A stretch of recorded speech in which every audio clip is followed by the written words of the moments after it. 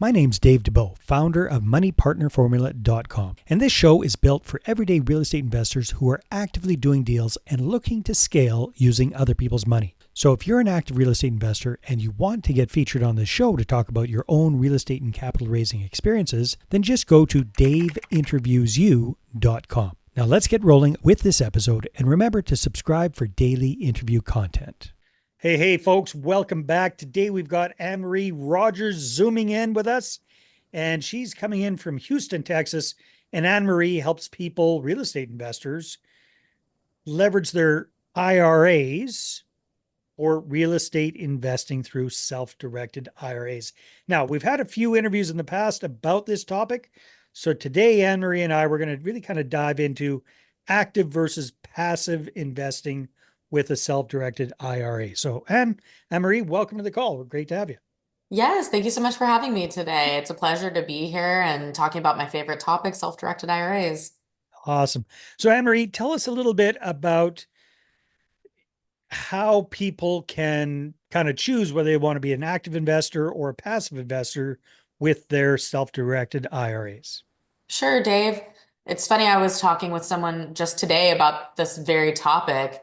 They were interested in using some funds that they have in a 401k from a job that they're about to leave. And they were tossing around a few different types of investments, but they were really, I think, pleasantly surprised, and maybe some of your listeners will be as well, that in addition to being able to invest in a passive manner in these types of accounts, you can also actively take title to real estate. And so this individual, just in, their personal life, had already done a variety of different investments personally, and then that's what led them to self-directed IRAs. So, they were thinking about investing into a syndication because they thought that that was the only option that they had, when in reality, they actually owned a couple duplexes individually and were like, hey, well, if I can do that, that sounds great. So maybe that's something that I think people may not be aware of if you're just getting into it. Yeah, so I don't know if I'm aware of that.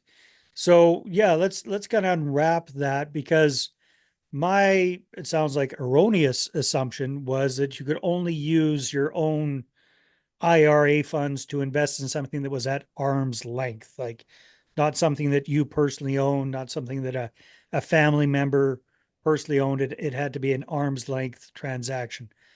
Sounds like that might not be true.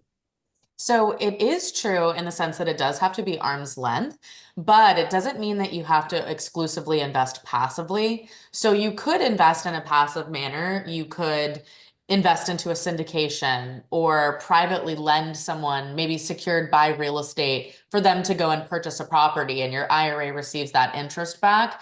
But Yeah, you that's could that's that's the one that I've always heard about. So okay. yeah. And that's really common. A very large portion of our client base at Inspira Financial do invest in that. But another significant amount of people also want to be a little bit more active. And you're right that it does have to be arm's length, and there are parameters that you have to follow. There are disqualified persons, and you, being the account holder, are one of those people who's disqualified. And so there are some specific things that you can't do. You mentioned one of them, if you already owned an investment, you can't have your IRA come and purchase that from you. But what you can do is you can go out and you can locate a new property that you don't already own and direct your IRA to purchase that. So for any listeners that are thinking like, hey, I'm already a landlord, and that's maybe something that I didn't know that I could do with my self-directed account, or I like to flip real estate. These are all investments that you could be doing with your IRA, owning that real estate, and then any of the proceeds come right back into that account and obviously get these great tax advantages. Okay, so what's I'm clueless and lost here, Henry. So okay, Okay. so why can you do it that way? How is that not arm's length? Like how does that work? Sure. So there's some specific parameters that you have to follow. And the first thing to understand is really who is excluded from doing the specific things that we can talk about. But it's pretty much anyone in your immediate family. So if you've got your IRA, then you, Dave, you're disqualified to that IRA. as is your spouse, parents, children, and any of their spouses, as well as their companies. And the specific things that they're not able to do is they can't buy and sell, trade, or loan really between these people. So, in other words, if I had an investment and I was looking for some private capital to be able to purchase my deal, you and I could come to an agreement together and say, hey, you're going to loan me the funds for me to buy the real estate and I'll pay you whatever, 12% interest for it, right? But you wouldn't be able to do that same investment with someone in your family because that's not arm's length.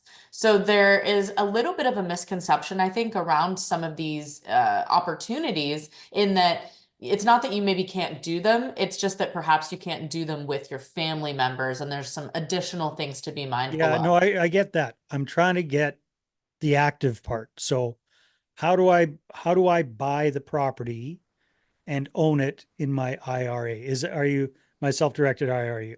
Are you saying that it's the entity itself, the self-directed IRA itself that ends up owning the property, or how does that work in Yeah, order you to? got it exactly. So the actual owner of the property would read, for example, Inspira Financial for the benefit of Anne Marie Rogers IRA, account number 12345.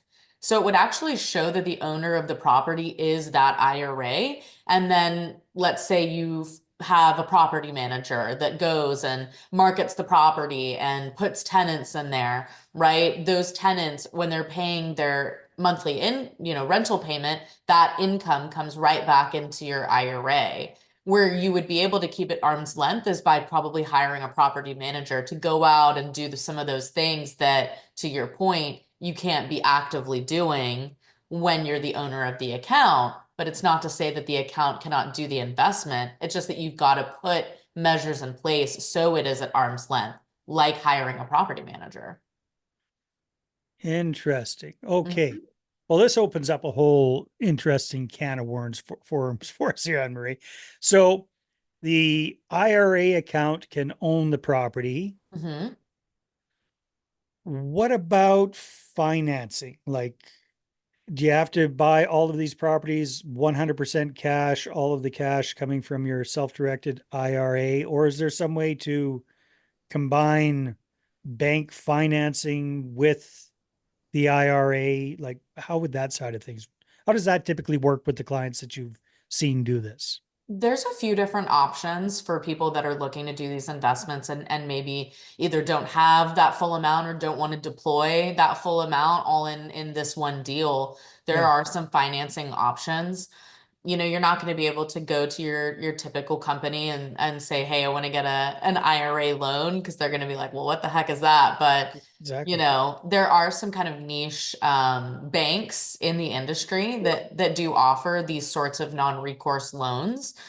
So that is an option. The other big thing I think that we see is, I think the real estate industry as a whole, I'm sure in your area as well, I think is very community based. And so people are often inclined to partner on investments together or, kind of find people to lend to one another. I've seen a bit of that as well. So that's another good option for those that maybe don't, again, have the full amount is you can partner multiple IRAs together. So, if Interesting. you and somebody that, you want to invest alongside both have IRA money, you could go 50-50, or it doesn't even have to be. It could be whatever Whatever. split makes sense for you guys for that investment.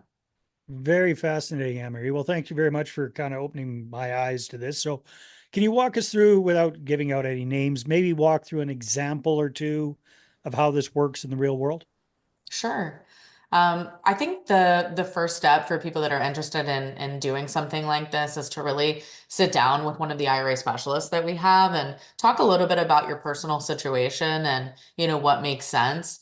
Self-directed IRAs are a great tool for people that have that entrepreneurial spirit, but it's just that you've got to be the type of person that's going to be proactive about finding the investment, whether it's in the end, it's a passive deal that's very hands off and you kind of just get that monthly income, or whether it's, something that you want to be very actively involved in. Either way, you really kind of have to get a little bit of knowledge about how you want to move forward and how it will work for you personally. So I'd say that's the first step, Dave.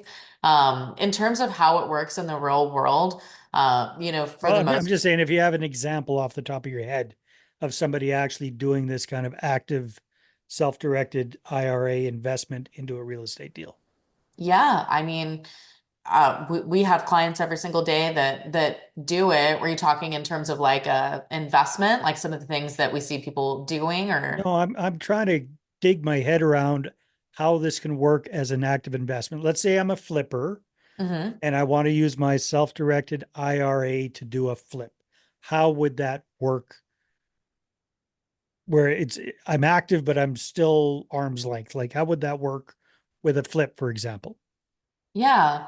It kind of depends how the deal's structured, just in the sense of like, do you have an LLC in there, or are you the one that's managing it? Versus if you're, again, if you're having the IRA own it, then everything's really flowing through the custodian. So that's probably one of the things that you want to identify up front to be able to kind of determine how the process is going to work. But for those that would have an investment that's owned by the IRA, then again, everything kind of flows in through the custodian. So if you have an expense that needs to be paid because you're flipping that property, whatever the case that may be, whether it's to pay a contractor or whether it's insurance or whatever, right?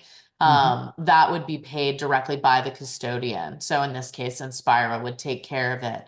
Versus alternatively, sometimes people will establish LLCs and they will have that extra layer in there. And then that kind of changes the dynamic, because then that really empowers that person that, they're the one that's writing the check, they're managing the LLC, right? They're the ones that's doing that. So there's a little bit less oversight in that regard from a custodian. So there's kind of a few different ways that you could go about it.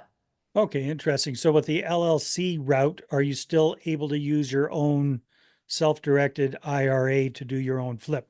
Exactly. Yeah. So the difference would be is in the first scenario where the IRA owns it directly, it Yeah. would be titled in the name of the IRA, and then, any expenses are paid by the custodian on your behalf. Alternatively, if you add that LLC in there, then effectively what happens is the custodian funds into the LLC, and then the LLC is now responsible for, paying the expenses associated with that investment. So in that instance, then the client is really doing all of that directly through that LLC, or whoever is managing the LLC. Interesting. Okay. And where do people tend to kind of get in trouble with crossing the line? Like, it sounds very, there's a lot of gray area in there. What is arm's length versus non-arm's length and all this kind of stuff. So where do people tend to get in trouble with that, Anne Marie?